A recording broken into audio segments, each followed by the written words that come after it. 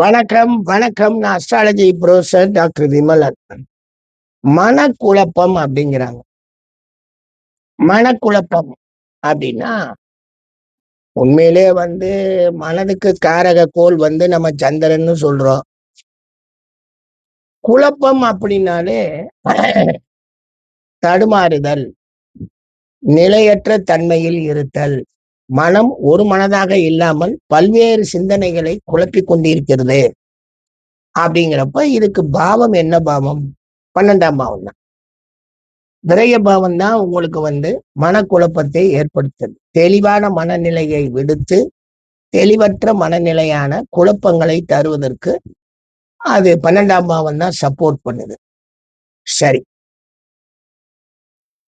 இப்ப மேஷ லக்னம். மேஷ லக்னத்துக்கு 5 கூடிய சூரியன் 12ல மீனத்துல இருக்கான்.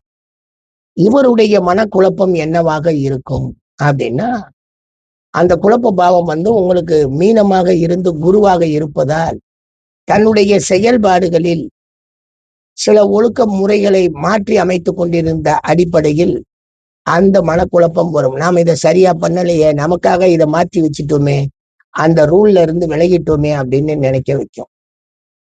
சரி, இதே ரிஷப லக்னம் 5 கூடிய புதன் மேஷத்துல நின்றுதான். இதுல என்ன மனக்குழப்பம் வரும் அப்படின்னா, இது தீவிர சிந்தனை.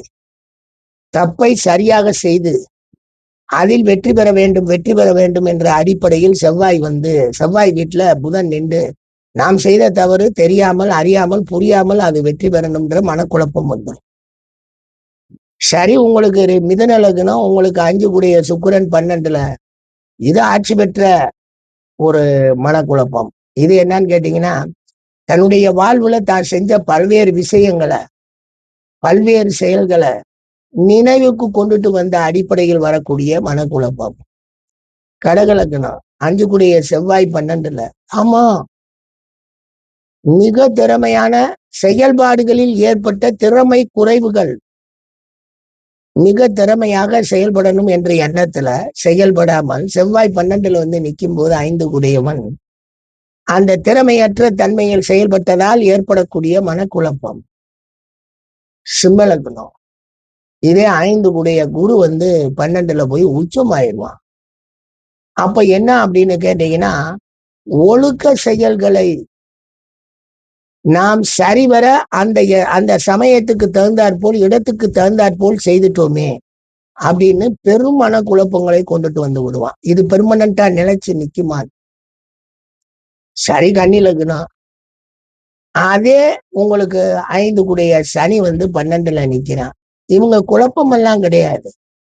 இவங்களுக்கு தன்னுடைய அமைப்புகள், வாழ்க்கை பலன்கள், படுக்கை அறைகள் அப்படின்னு நான் தன்னுடைய வாழ்வியல் அமைப்புகள்ல செலவுகள் செய்வதிலேயே குழப்பங்கள் வந்துடும். அதுவே பெரும் மனக்குழப்பம். செய்வோமா வேணாமான்னு வெட்டி செலவு, விரைய செலவை கொண்டு போகும். சரி, அதே துலா லக்னம், உங்களுக்கு 5 கூடிய அந்த சனி உங்களுக்கு இங்க உட்கார்ந்துடுறான் புதனுடைய வீட்டுல. அதெல்லாம் செய்வார், எல்லாமே செய்வாங்க, சரியா செய்வாங்க. நாம விரிவா செஞ்சிருக்கலாமே, ஏன் நாம குறைவாக செய்தோங்கிற அந்த சிந்தனையிலேயே மனக்குழப்பங்கள் இது முடிவு பெற்றாலும் திரும்ப நம்ம இதை செயல்படுத்தணுங்கிற அடிப்படையில சின்ன சின்ன குழப்பங்கள் வரும். விருச்சிக லக்னம், குரு 12ல கெடுறாரு அப்படின்னா 5 கூடிய குரு இது உங்களுக்கு சரியாகவும் செயல்படுத்த முடியாமல் தவறாகவும் செயல்படுத்த முடியாமல் நாம் செய்த செயல்களை சிந்தனைகளில் நமக்கு வரக்கூடிய குழப்பங்கள் தான் இது. இது சரியா தவறான்னு தெரிஞ்சு கொள்ளக்குள்ளேயே நமக்கு அது பெரிய மனக்குழப்பம் வரும். அதே 5ஆம் அதிபதியான செவ்வாய் நமக்கு 12ல ஆட்சி பெற்றிருக்கிறான். இது என்னன்னு கேட்டீங்கன்னா, தன்னுடைய செயல்பாட்டினால் ஏற்படக்கூடிய விஷயங்கள் மற்றவர்களை பாதித்து விடுமோ, பாதித்து பெரும் பிரச்சனைகளை உருவாக்கி விடுவோமோ அப்படிங்கிற மனக்குழப்பமே அதிகமாக போகும். சரி, மகர லக்னம், உங்களுக்கு 5 கூடிய சுக்கிரன் உங்களுக்கு 12ல தனுசு வீட்டுல.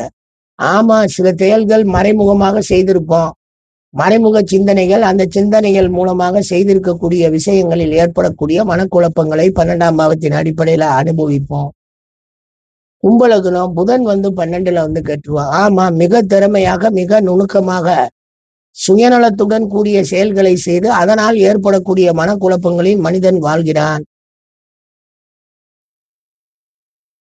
மீன லக்னம் கவலையே கிடையாது. சந்திரன் 12ல இருக்கிறான் கும்பத்துல. இது என்னன்னு கேட்டீங்கன்னா, தனிமை வாழ்விலேயே சிறப்பாகவே வாழ்ந்து வாழ்ந்து வாழ்ந்து தன்னுடைய முடிவுகள் சரியான முடிவுகளாக இல்லையே அப்படின்னு சொல்லியே தான் நினைத்ததை நிறைவேற்றக்கூடிய அமைப்புகளால நம்மளுடைய முடிவுகள் சிதைந்து போகுது என்ற அந்த அடிப்படையான மனக்குழப்பத்திலேயே வாழ்வான். இதெல்லாம் என்னன்னு கேட்டீங்கன்னா 5ஆம் அதிபதி அந்த 12ஆம் வீடு 2 பேருடைய தொடர்பை வைத்து நீங்களே முடிவுக்கு வரலாம். மனக்குழப்பங்கள் இப்படிதான் வரும். மனக்குழப்பம் அடைகிறானா 12ஆம் பாவ திசைகள் நடக்கிற அத்தனை பேருக்குமே 12ஆம் பாவத்தை தொட்டு நடக்கின்ற அத்தனை திசாக்களுமே குழப்பமான தசாக்களே. அதனால அவர்கள் வெட்டி வெளியூரு வெளியிடம் வெளிநாடு நிலையற்ற தன்மைகள் தன் வாழ்க்கையில் தான் நினைத்தது போல் வாழ முடியாத சங்கடங்கள் அத்தனையும் அவங்க அனுபவிப்பாங்க. அதுக்கு காரணம் இந்த நிலையற்ற தன்மை தாங்க. இந்த நிலையற்ற தன்மை எப்படி வருதுன்னா அது மனதின் குழப்பங்களினால். மனதுக்கு எப்ப குழப்பம் வருதுன்னா 12ஆம் பாவம் வேலை செய்யும் போதெல்லாம் மனம் குழப்பம் அடைஞ்சிடும்.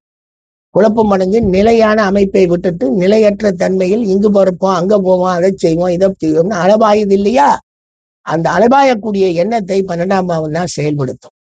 அந்த செயல்படுத்துறப்ப நம்ம கொஞ்சம் ஜாக்கிரதையாக மனதை ஒருநிலைப்படுத்தக்கூடிய அடிப்படையில் வைத்து கொண்டால் அது வைக்கணும். நடக்குமான்றது எனக்கு தெரியாதுங்க. என்னைய பொறுத்த வரைக்கும் அது மன குழப்பத்தை தான் கொடுக்கும்.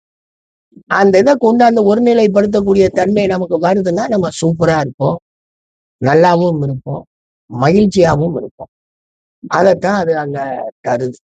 அதனால 12ஆம் பாவத்தினுடைய செயல்பாடுகளின் தன்மையில் நாம் கொஞ்சம் ஜாக்கிரதையாகவே இருக்கணும். மனதை பேதலிக்க விட்டுறக்கூடாது. மனதில் குழப்பம் அடைந்து தூங்காமல் போயிட்டோம்னா போச்சு, அன்னைக்கு முழுவதும் நமக்கு பிரச்சனை தான். அதனால தயவு செய்து 12ஆம் பாவம் நடக்கும்போது குழப்பங்களை அதிகமாக வளர்த்துக்கிறாரு.